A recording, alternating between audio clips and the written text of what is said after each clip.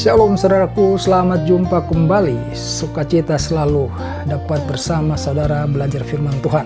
Saudara, apabila saudara sungguh-sungguh sedang ingin mengetahui siapakah juru selamat yang sesungguhnya, maka ini adalah video yang akan membicarakan mengenai itu. Saudaraku, di dalam Lukas 2 ayat 11, perhatikan firman Tuhan ini. Ya, di sana dikatakan, hari ini telah lahir bagimu juru selamat, Kristus Tuhan.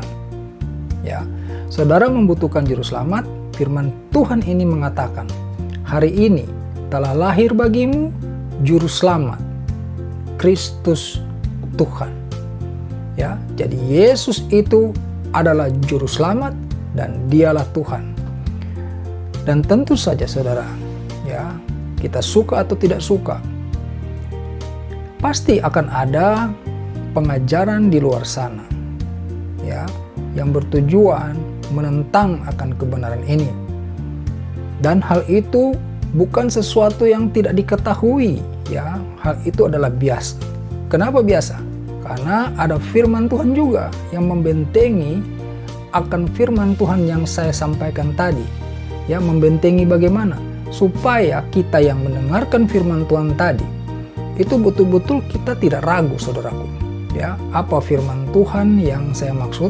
Ini saya bacakan kembali buat saudara ya. Di dalam 2 Tesalonika 2 ayat 9 sampai 12 ya. 2 Tesalonika 2 ayat 9 sampai 12 firman Tuhan demikian. Kedatangan si pendurhaka itu adalah pekerjaan iblis dan akan disertai rupa-rupa perbuatan ajaib, tanda-tanda dan mujizat-mujizat palsu dengan rupa-rupa tipu daya jahat terhadap orang-orang yang harus binasa karena mereka tidak menerima dan mengasihi kebenaran yang dapat menyelamatkan mereka. Jelas saudara? Yang tadi saya sampaikan Lukas 2 ayat 11, itulah yang dimaksud kebenaran yang dapat menyelamatkan manusia. Ya. Jadi saya ulangi kembali biar jelas. Saudara perhatikan firman Tuhan ini. Ya, kedatangan si pendurhaka itu adalah pekerjaan iblis dan akan disertai rupa-rupa perbuatan ajaib, tanda-tanda dan mujizat-mujizat palsu. Ya, ada mujizat bisa mereka tunjukkan, tetapi itu palsu.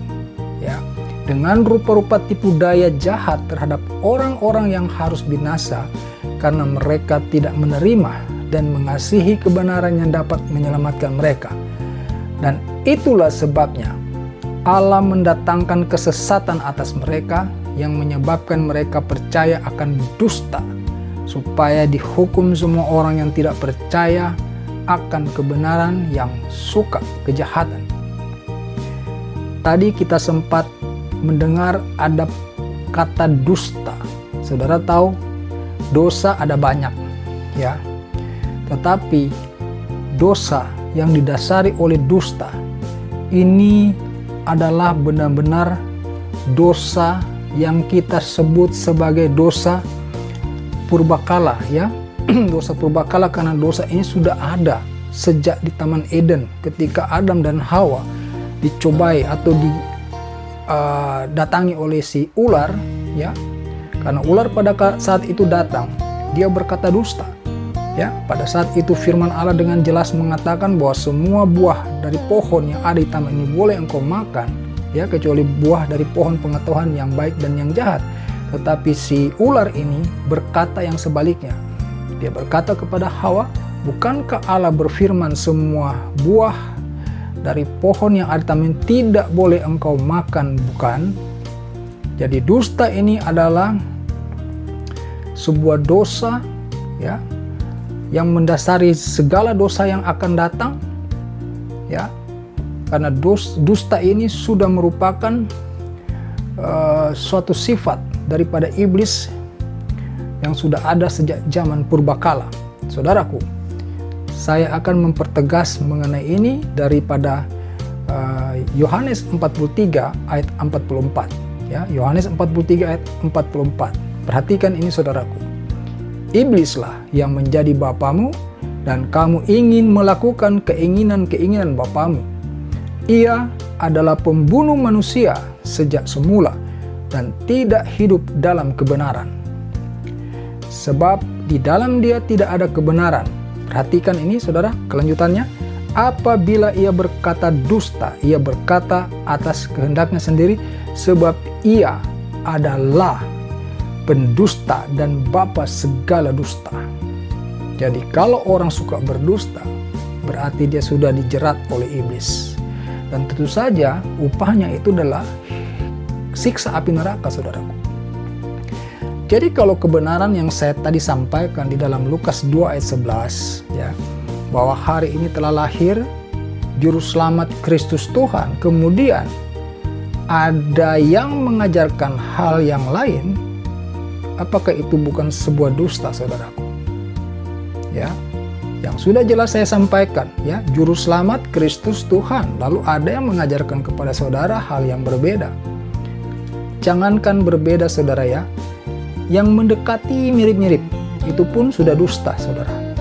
Ya, tidak usah mengajarkan yang lain, yang mirip saja, ya, yang sangat, ya, boleh disebutlah 99,9% itu juga dusta, saudaraku, dan akibatnya fatal, saudaraku, ya. Jadi kalau saudara, ya, sungguh-sungguh ingin mendapatkan, ya, Juru Selamat yang sesungguhnya, saudara terima Yesus Kristus. Karena firman Tuhan sudah menjelaskan hal itu, ya. Hari ini telah lahir bagimu Juru Selamat Kristus. Kristus itu Yesus, ya, Tuhan. Jadi Yesus itu adalah Juru Selamat dan dia adalah Tuhan. Saudara mau mengingkari apa lagi? Justru kalau saudara mengingkari, ya, berarti saudara sedang berada di dalam dusta juga. Ya. Segala sesuatu yang mengingkari firman Tuhan ini itu dapat dikategorikan sebagai dusta. Karena saudara tidak mengakui, artinya mengingkari. Kalau mengingkari berarti saudara sedang berdusta juga. Ya, benar saudara bilang tidak benar. Ya, Yesus itu adalah Juru Selamat, saudara bilang bukan. Karena saudara berdusta. Ya. Jadi perhatikan firman-firman Tuhan yang sudah saya sampaikan tadi, ya. Yang sudah saya sampaikan tadi itu adalah kebenaran semuanya. Sekarang terserah kepada saudara. Kalau saudara membutuhkan Juru Selamat, inilah saatnya saudara mendapatkannya. Terimalah Yesus Kristus.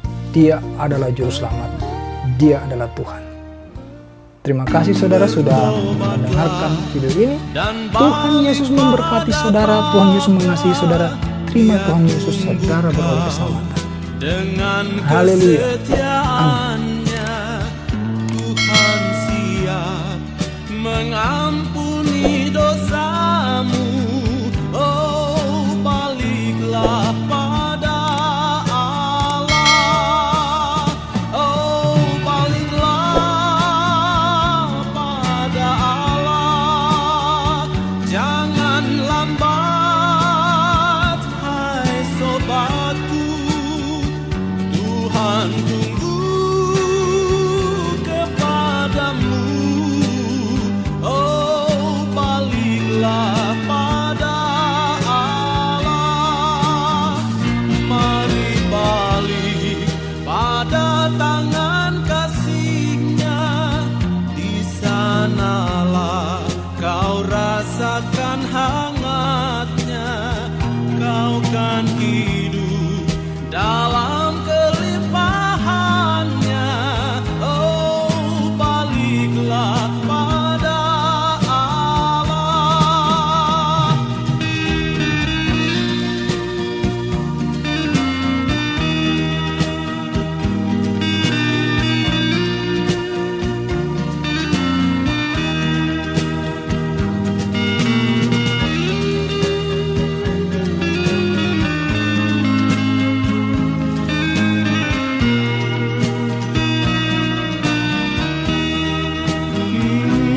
Kembalilah pada salib Tuhanmu.